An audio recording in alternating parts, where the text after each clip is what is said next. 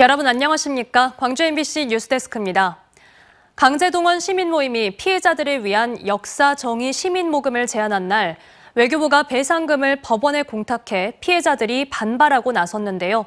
그런데 광주지법이 외교부가 한 공탁금 신청을 받지 않는 불수리 결정을 내렸습니다. 송정근 기자가 보도합니다. 정부의 제3자 변제안에 반대하며 판결금 수령을 거부하고 있는 양금덕 할머니와 이춘식 할아버지.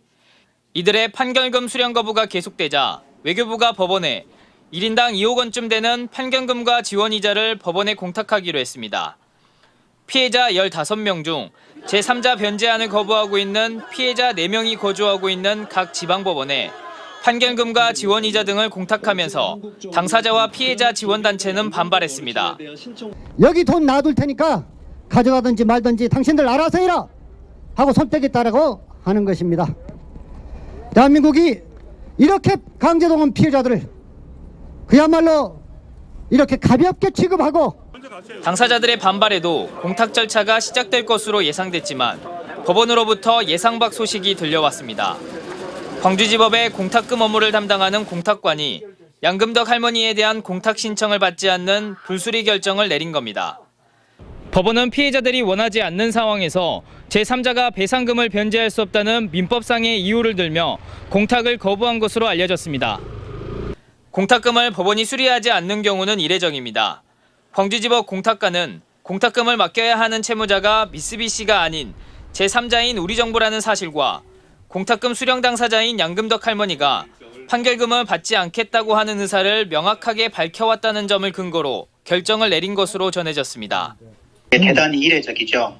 일반적으로는 다 수리를 해주는데 이 건의 경우에는 채무자가 공탁을 한 것이 아니라 제3자인 일제피해자 지원재단이 공탁을 한 것이어서 외교부가 함께 진행한 이춘식 할아버지를 상대로 한 공탁금 신청 접수 역시 광주지법 공탁관이 반려했는데 이는 관련 서류가 충분하지 않았던 게 이유인 것으로 전해졌습니다. 한편 양금덕 이춘식 어르신을 돕자며 강제동원 피해자 모임이 시민들을 상대로 모금을 시작했는데 이틀 만에 1억 원을 돌파했습니다. MBC 뉴스 송정근입니다. 지역 정치권과 어민들이 일본 현지를 찾아 후쿠시마 원전 오염수 방류 결정을 철회할 것을 촉구했습니다. 이성수 진보당 전남도당 위원장과 전남 전북 어민 등으로 구성된 오염수 해양 투기 반대 진보당 도쿄 원정단은 오늘 일본 기시다 총리 관저 앞에서 1인 시위를 열고 원전 오염수 방류 결정을 철회할 것을 요구했습니다. 또 이들은 국제원자력기구가 원전 오염수 해양 투기에 면죄부를 주고 있다고 비판하며 원자력기구 도쿄 지부를 찾아 항의 서한을 전달했습니다. 학교 밖 청소년들을 위해 만든 대한교육기관 지원조례 관련 연속 보도입니다. 광주시 의회가 통과시킨 조례를 시교육청이 거부하고 있는 이유가 조례와 상위법이 충돌하기 때문이라고 하는데요. 그런데 조례안 초안에는 상위법과 충돌하지 않을 수 있는 조항이 있었는데 광주시 교육청의 요구로 빠진 것으로 광주 MBC 취재 결과 드러났습니다. 시교육청의 요구대로 조례안을 수정해서 통과시켰는데 그에 대해 시교육청이 반발하고 있는 이상한 상황입니다. 임지은 기자가 취재했습니다. 광주시 교육청은 학교 밖 청소년을 지원해야 한다는 목소리에는 공감하면서도 시의회 조례에 대해서는 제2요구를 검토하고 있다고 밝혔습니다.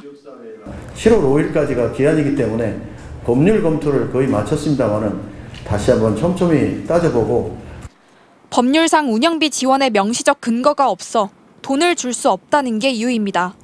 대한교육기관에 필요한 운영비의 하위 항목인 인건비를 조례안에 분명하게 표기하면 직접성 경비로 간주돼 상위법을 찾을 필요가 없지만 운영비라고 표기하는 순간 지방보조금법에 따라 재정지원에 대한 명시적 근거를 상위법령에서 찾아야만 합니다. 하지만 상위법인 대한교육기관 지원 법률엔 아직 예산 지원 규정이 마련되지 않았고 이에 따라 서울시 교육청도 조례안에 인건비를 따로 명시해 상위법령 위반 소지를 줄였습니다. 문제는 이런 법적 위반 소지를 줄여줄 명분이 광주시 교육청 조례안에는 빠져 있다는 겁니다. 면담의 자리에서는 지원을 얘기하셨는데 교육청 실제 교육 관료들의 판단은 이건 불가능한 집행이다. 하지만 처음부터 없었던 건 아닙니다. 광주시 의회가 마련한 조례안 초안에는 서울시 의회 조례처럼 상위 법률을 따지지 않을 수 있는 세부 항목 조항이 들어 있었습니다. 그런데 어찌된 일인지 최종적으로 수정된 조례안은 이 조항이 삭제된 채 발의된 것을 확인할 수 있습니다. 시교육청은 광주시가 도맡았던 인건비 대신 인건비보다 넓은 개념인 운영비로 표현하자고 먼저 건의한 것입니다. 어느 점까지 있었냐면 운영비, 인건비 급식비라고 말은 안 되지만 운영비로 해서 조례를 발의하는 거는 수용하겠다라는 입장이었는데 대한교육기관 조례는 작년부터 대표 발의자인 이기순 시의원과 광주시교육청이 서로 의견을 교환해가며 만들었고 그렇게 광주시교육청의 의견을 받아들여 수정한 조례안은 지난 6월 시의회를 통과했습니다. 그런데 광주시교육청은 무슨 이유에서인지 조례 통과가 임박한 시점에서부터 자신들의 의견을 받아들여 발의된 조례가 상위법과 충돌한다며 반대하고 있고 급기야 사실상 거부권을 뜻하는 조례 재요구까지 하고 있는 상황입니다. MBC 뉴스 임진입니다. 고려시멘트 장성 공장이 다음 달부터 공장 가동을 멈추기로 하고 영암 대불산단으로의 이전 준비에 들어갔습니다. 이 과정에서 노사 간의 임금 문제를 놓고 갈등이 생기는 등 파업이 장기화되는가 싶었지만 최근 노사 측이 극적으로 합의하면서 일단락됐는데요.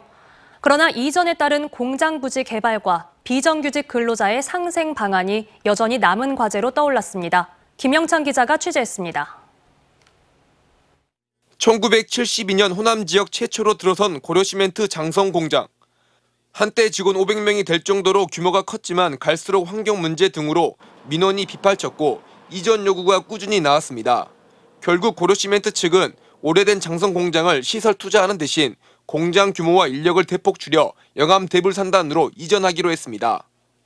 고려시멘트 장성 공장은 다음 달부터 직장 폐쇄를 시작으로 공장 가동도 멈출 예정입니다.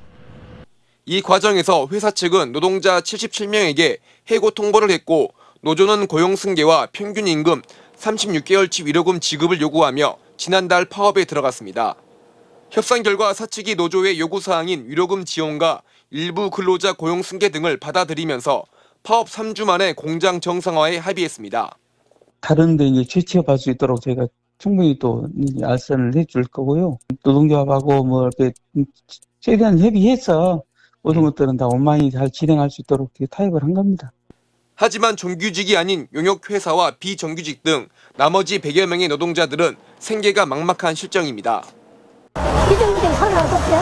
정규직들이 노동을 그냥 하기는 가버리는데 우리는 보여야지. 그래도 힘도 없고 아무것도 없는 사는데 또 끝나는 거죠. 공장이 떠나고 남은 부지를 어떻게 활용할 것인가도 주요 쟁점으로 떠올랐습니다. 장성군은 32만여 제곱미터 공장 부지에 주거와 관광시설 등이 들어선 대규모 개발 사업을 추진 중에 있습니다. 최종적으로는 공장 부지에 대한 땅에 대해서 주거단지 복합으로 단지 조성을 해서 공고유익과 장성군에 고려시멘트 장성공장은 8월에 완전히 가동을 멈출 예정입니다. 남은 노동자들의 생계 문제와 더불어 해당 부지가 난개발되지 않도록 하는 고민이 필요합니다. MBC 뉴스 김영창입니다. 일부 양심불량 캠핑족들이 장기간 텐트를 설치해 자리를 맡아두면서 다른 시민들이 불편을 겪는다는 소식 앞서 전해드린 적 있습니다. 법이 바뀌면서 이제 이런 알박기 텐트를 강제로 치울 수 있게 됐는데요. 텐트 주인이 찾으러 올 수도 있어 철거 과정도 조심스럽고 철거한 용품을 잘 보관까지 해야 합니다. 김초롱 기자가 현장에 다녀왔습니다. 공무원 대여섯 명이 달라붙어 텐트를 철거합니다. 나무에 묶인 고정줄을 풀고 지지대를 분리합니다. 안에 있던 침구류와 각종 캠핑용품 등을 꺼내어 포대에 차곡차곡 담습니다. 훈명 불러주세요. 에어매트. 철거한 물품을 하나하나 기록하고 텐트가 있던 곳엔 안내문을 남깁니다. 나중에라도 주인이 찾으러 올 수 있어 문제의 소지가 없도록 법적 절차를 따르는 겁니다. 반년 넘게 꼼짝하지 않던 텐트는 단 15분 만에 정리됐습니다. 여기서 끝이 아닙니다. 이렇게 철거된 텐트와 캠핑용품은 창고로 옮겨지게 됩니다. 소유주가 알 수 있도록 물건 보관 공고를 내야 하기 때문에 최대 2달간 보관하는 겁니다. 저희들이 이제 공고 절차 후에 매각은 처리하고요. 폐기 처분하는 데는 아무래도 소각장으로 가기 때문에 거기에 따른 비용은 일부 소요는 될 것으로 판단이라. 시민들은 반기는 분위기입니다. 이제는 사실 좀 복잡해지죠. 여기저기 떨어진 텐트들이 많이 있으니까 깨끗하고 쾌적하고.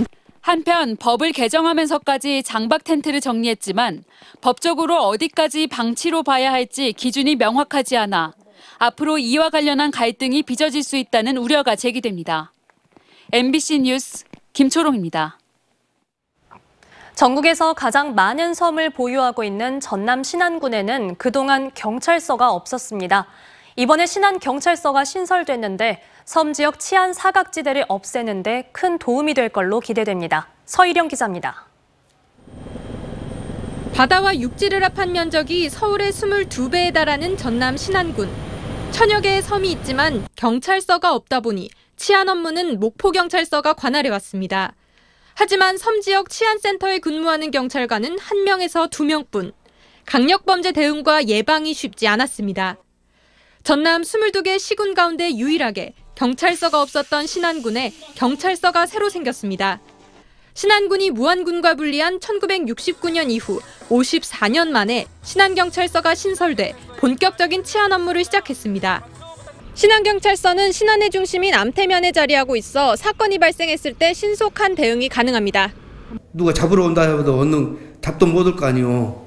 근데 이제는 1분이면 나선 잡아가 버렸다 하고 원형제 든든하고 좋죠.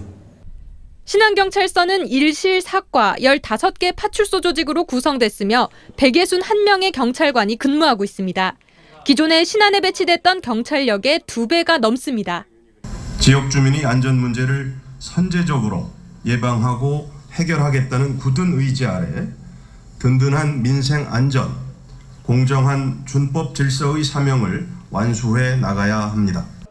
신안경찰서가 신설되면서 취약했던 섬 지역의 치안 사각지대 해소에 큰 도움이 될 것으로 기대됩니다. MBC 뉴스 서희령입니다. 기아 타이거즈가 부진에 허덕이던 외국인 투수 아도니스 메디나를 방출했습니다. 기아 구단은 외인 투수 메디나에 대해 KBO에 웨이버 공시를 요청했습니다.